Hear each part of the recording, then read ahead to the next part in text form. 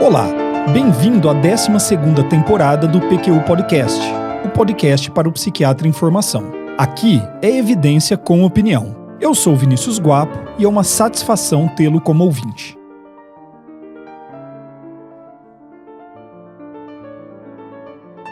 Perguntar para você, ouvinte, se considera a autenticidade um elemento importante na relação médico-paciente seria levantar um falso dilema. É claro que sim. Autenticidade é importante em qualquer relação humana, porque não seria na relação médico-paciente. As perguntas mais pertinentes seriam: quão importante ela é? Seria benéfica em qualquer situação clínica? Há um limite na intensidade de autenticidade para que ela seja bem-vinda? É possível dominar e modular o uso da autenticidade na entrevista psiquiátrica para o seu melhor emprego em benefício do paciente? Foi a partir de reflexões sobre estas questões que eu resolvi gravar este episódio do PQU Podcast. O PQU Podcast é uma iniciativa independente, bancada pelo Luiz Alberto e por mim, e que conta com a colaboração da Maria Clara e do Tiago. Semanalmente, publicamos evidências e opiniões que possam auxiliar o psiquiatra em formação em sua prática.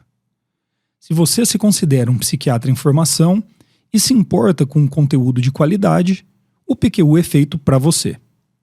E se gosta desse nosso projeto, divulgue-o para amigos e colegas. Estou relendo o excelente livro do William Miller e do Stephen Roenick, Entrevista Motivacional, ajudando pessoas a mudar e desenvolver-se, agora em sua 4ª edição.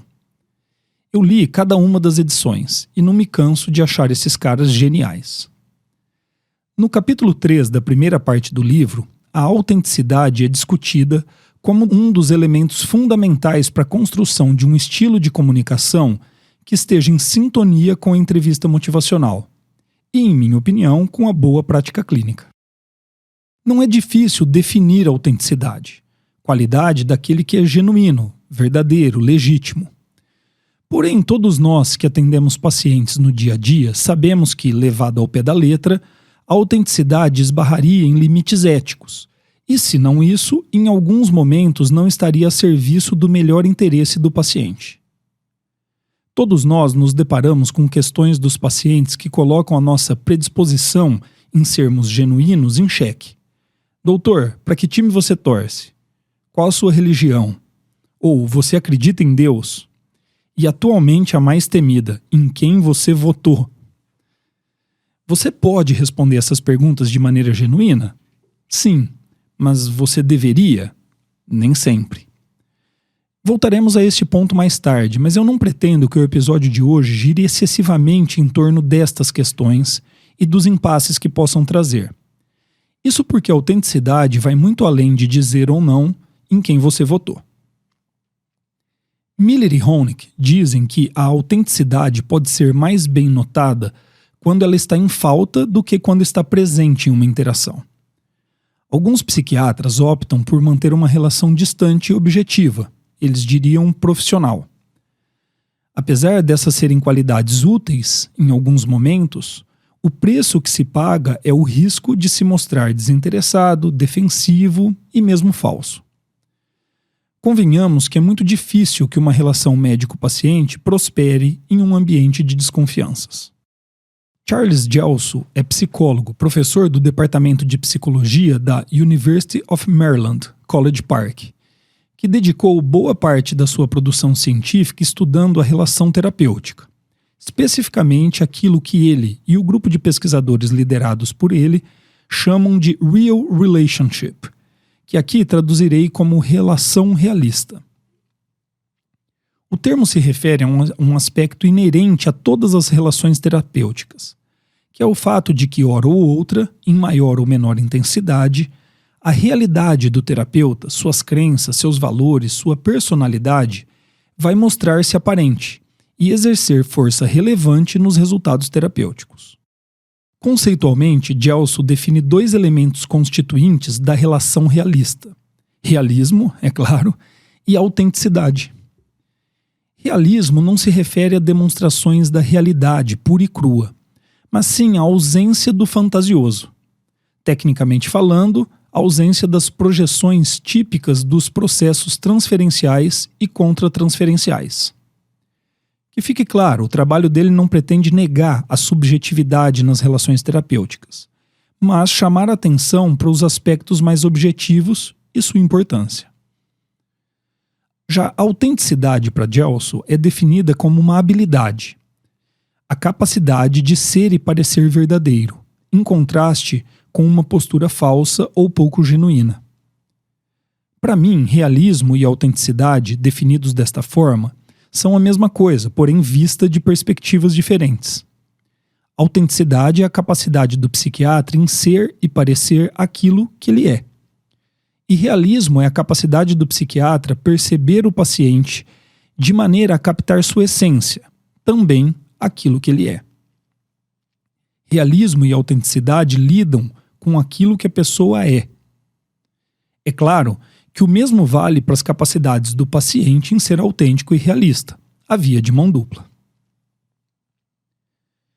Gelso aponta ainda 2 subelementos da relação realista, magnitude e valência. Magnitude se refere à quantidade de realismo e autenticidade existente na relação. Não devemos assumir que mais seja sempre melhor. A quantidade de realismo e autenticidade deve ser ponderada de acordo com as condições da relação, sempre em prol do paciente e do seu tratamento. Mais importante ainda é a valência, positiva ou negativa. Realismo e autenticidade podem ser experimentados nestas 2 formas. A percepção de um paciente sobre o psiquiatra pode ser negativa depois de uma primeira entrevista. Desatento, apressado, pouco empático, desrespeitoso. E isso pode estar diretamente relacionado aos seus comportamentos reais durante a entrevista. Não vai dar para recorrer à transferência para explicar toda e qualquer animosidade por parte do paciente. Às vezes, na verdade, segundo Gelso, muitas vezes, a responsabilidade é nossa mesmo. Então, autenticidade, como aqui definido, é algo importante em uma relação terapêutica? Muito. Gelso e colaboradores publicaram em 2018 no periódico Psychotherapy a meta-análise, a relação realista e sua importância nos resultados da psicoterapia. Nela fizeram uma compilação de 16 ensaios clínicos e mostraram um efeito moderado de elementos como autenticidade e realismo no desfecho do tratamento psicoterápico. É muito bom que tenhamos evidências apoiando esta opinião, mas tem uma coisa que as evidências não conseguem alcançar. Autenticidade é um elemento importante na psicoterapia, mas seria suficiente para que tenhamos bons resultados? Em minha opinião, não. Discutindo esse assunto e o episódio que eu estava a preparar com Luiz Alberto, ele demonstrou preocupação com a possibilidade que alguém entendesse esse episódio como uma exaltação da autenticidade. Um passe livre para que o psiquiatra fosse completamente e irresponsavelmente autêntico na relação com o paciente. E mais, que se o psiquiatra fosse autêntico, tudo correria bem. Preocupação pertinente. Miller e Roenick também não advogam a favor da autenticidade como um recurso a ser utilizado de maneira isolada e indiscriminada, mas sim como mais um elemento na construção de um clima, um estado de espírito que permita que a entrevista motivacional aconteça. Para eles, um terapeuta autêntico é aquele que é honesto e diz a verdade, dentro de um contexto maior. Número 1. Com um espírito de benevolência e compaixão para com o paciente. O encontro é centrado no paciente e não em suas demandas como terapeuta. A prioridade é sempre ele. Número 2. Motivado por uma curiosidade genuína. Portanto, pratique o interesse genuíno pelas histórias, motivações, princípios e circunstâncias de seus pacientes. Número 3. Atento e verdadeiro a respeito de suas próprias reações. Esteja pronto para identificar e reconhecer suas reações emocionais. Não é uma boa estratégia negar com palavras aquilo que a sua expressão facial já afirmou. Seres humanos desenvolveram a capacidade de farejar falsidade à distância. Número 4. Predisposto a verdadeiramente envolver-se com a narrativa do paciente. Participe da história do paciente com expressões faciais e pequenos comentários. Número 5. Com humildade e senso de suas limitações como terapeuta. Não assuma que você já entendeu e tem a solução para os problemas de seu paciente. reconhecer aquilo que você ainda não sabe e ouvir seu paciente em busca de soluções é um ato de autenticidade. E número 6, com disponibilidade, para revelar coisas sobre si mesmo. Revelações sobre experiências pessoais, opiniões, crenças ou preferências podem colaborar com a percepção que o paciente tem sobre o quão genuíno o terapeuta é. Sobre esse último ponto, Miller e Roenick sugerem que, ao avaliar o que vamos ou não dizer sobre nós mesmos, submetamos a revelação a alguns testes. Primeiro, é verdadeiro o que eu pretendo revelar? Você até poderia inventar uma história inspiradora para o paciente, mas isso não ajudaria em nada na sua tarefa de ser autêntico. Outro alerta: isso não quer dizer que você precise revelar toda a verdade, toda a sua experiência. Segundo, a revelação poderia causar algum dano ao paciente. Julgamentos e críticas carregam um grande potencial para danos. Guarde-os para você. Uma revelação que desabone profissionalmente ou até moralmente o terapeuta é, em última instância, danoso ao paciente, que precisa de você para ser ajudado. Último teste: consigo ver claramente o motivo pelo qual eu pretendo fazer a revelação? Por que essa história poderia ajudar ao paciente? Aqui vão alguns bons motivos: para promover a confiança, para encorajar que o paciente também se abre, para responder uma pergunta do paciente, por exemplo, você tem filhos? Para reconhecer uma qualidade do paciente. Para mim, não há do que se envergonhar em seu relato. Pelo contrário, em meu mundo, sua ação foi de coragem, merece ser exaltada. A discussão que eu tive com Luiz Alberto e estes estudos que eu acabo de mostrar para você me ajudaram a construir a seguinte analogia sobre o papel e a importância da autenticidade na entrevista psiquiátrica. Se estivéssemos falando de um prato culinário, a autenticidade seria como o sal. Essencial em praticamente qualquer receita, sua ausência é sempre notada e tudo fica sem sabor. Mas nunca poderia assumir papel de protagonista, sob o risco de um completo desastre.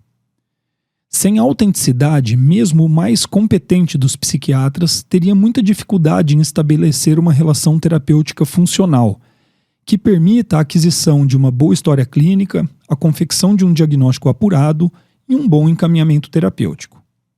Mas não cometa o erro de colocar a autenticidade na frente de outras habilidades como psiquiatra. Na melhor das hipóteses, você será visto como ingênuo, na pior, como um charlatão. Já caminhando para o fim deste episódio, voltemos às perguntas desafiadoras que alguns pacientes nos fazem. Para que time eu torço? Essa eu não vou falar, hein? Salve o Corinthians, o campeão dos campeões. Breno. A Luísa e a Giovana, minhas filhas, vão gostar da brincadeira, viu? Ops. Pronto, não apenas revelei meu time, como também que tenho 2 filhas. Brincadeiras à parte, depois do que eu apresentei para você, eu espero que esteja mais bem preparado para lidar com essas perguntas. E mais ainda, para lidar como ser autêntico aos olhos dos seus pacientes. Para terminar, eu diria que um bom resultado ao fim de uma entrevista psiquiátrica é o paciente pensar o seguinte: eu sou capaz de enxergar quem meu psiquiatra é enquanto pessoa, mesmo que ele não tenha falado muito sobre si mesmo. Você ouviu mais um episódio do PQU Podcast. Siga-nos no Instagram e acesse nosso site pqpodcast.com.br, onde encontrará todos os episódios já publicados, com as respectivas referências, organizados por data, autor e sessão. Agradecemos sua atenção.